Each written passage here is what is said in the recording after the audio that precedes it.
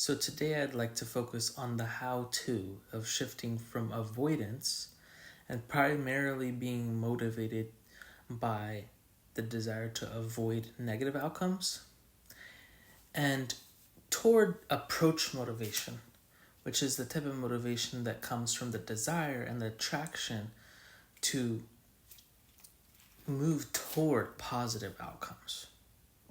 In my previous video, I discussed that approach motivation is correlated with a lot of positive emotions and good feelings. Therefore, it's much more desirable to achieve your goals by being motivated by attraction and desire rather than it is to achieve goals or to move toward the things that you want as a form of avoidance and avoiding negative outcomes. Essentially, when you're focused on avoiding, you're never truly moving toward your goals. The only goal of avoidance is to move away from something. It's not to move toward a specific place.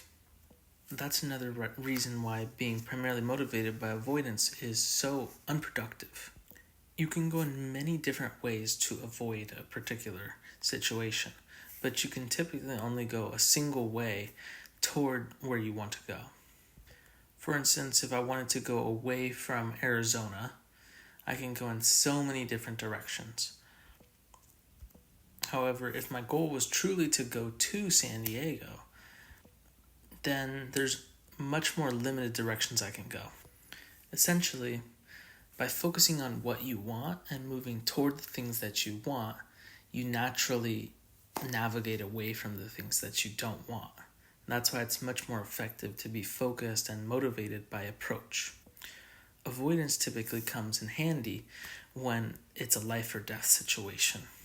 And that's why it's motivated by the body's fight or flight response system.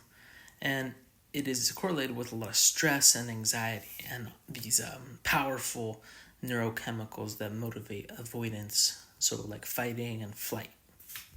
So I've got a few steps that I want to share with you.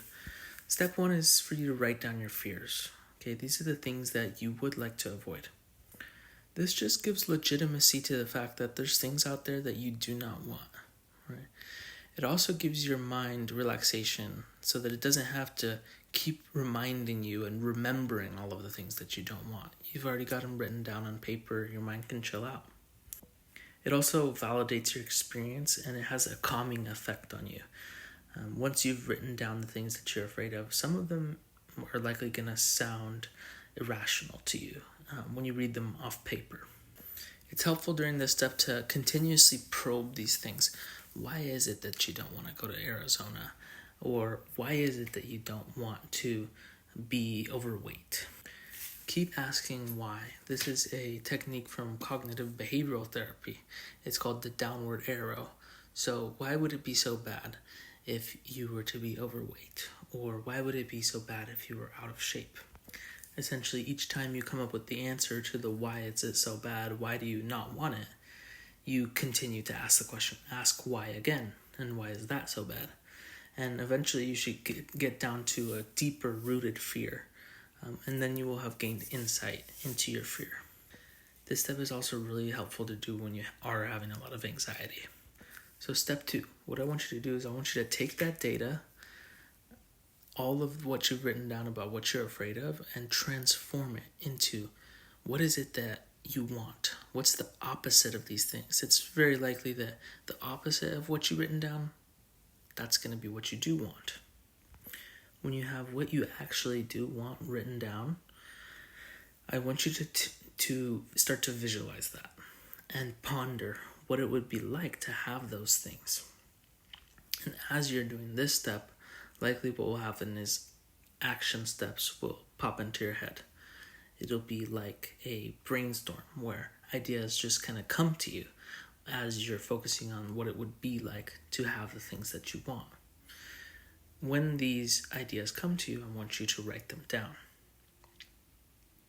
so that you have those on paper. After that step, I want you to move to step 5, is where you identify what are the negative outcomes of not taking action, not taking these actions. Okay, that's going to give you a little bit of an immediate boost. because it's kind of tapping into the avoidance. But in this sense, you're avoiding not taking action because of the thoughts of what could happen if you don't take action. And then finally, I want you to start to begin to take small actions. And during this step, what you'll notice is your mind will have a tendency to go back to thinking about the things that you don't want. And you'll have a tendency to start to be motivated by fears again, and anxieties, and avoidance behavior. When this happens, what I want you to do is to become aware that you are focused on what you don't want, and do that transformation again. Flip it back. What is it that this is telling me that I do want? And that's the completion of the cycle. When you flip it around and you focus back on what you do want, again, ideas and energy will be built on around that for you to start to take action. And it's just a continuous process at this point. You've already identified your fears, what you don't want, the negatives of not taking action. And at this point, you just want to recognize when you're focused on the things that you're worried about, when you're focused on avoidance, and shift your mindset so that you identify what it is that you want and you move directly in the direction of what you don't want or what you do want. And that helps you to avoid what you don't want while still moving toward what you do want. I hope that made sense. I'm making videos every day, so thanks for